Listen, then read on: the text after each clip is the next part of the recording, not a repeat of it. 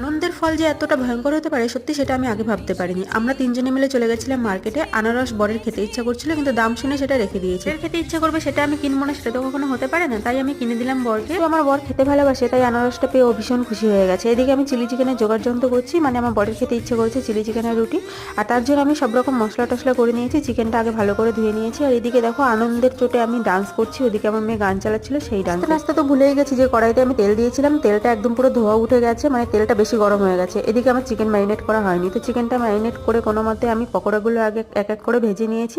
এই পকোড়া ভাজার সময় হলো একটা দুর্ঘটনা, মানে এই পকোড়াগুলো ছেঁকে ছেঁকে আমি তুলছিলাম, আর গরম পকোড়া একদম আমার হাতের ওপরে। এরকম একটা বেশি লাগেনি, অল্পর মধ্যে থেকে বেঁচে গেছি। আর এদিকে পকোড়া ভাজছিলাম আর আমি খাচ্ছিলাম, আর আমার বর মাঝে মাঝে এসে একটুখানি টুকি ভকা দিচ্ছিল। চিলি চিকেনটা জাস্ট দারুণ হয়ে তো সবাইকে দিয়ে দিয়েছি, আর এখানে আমিও নিয়ে নিয়েছি। মানে আমার আর তর্স হচ্ছিল না কতক্ষণে আমি খাবো, খেতে জাস্ট দারুণ হয়েছিল। তারপর একটুখানি কোল্ড ড্রিঙ্কস খেয়ে নিলাম, আর আমার কাছে কিন্তু স্প্রাইটটাই বেশি ভালো লাগে।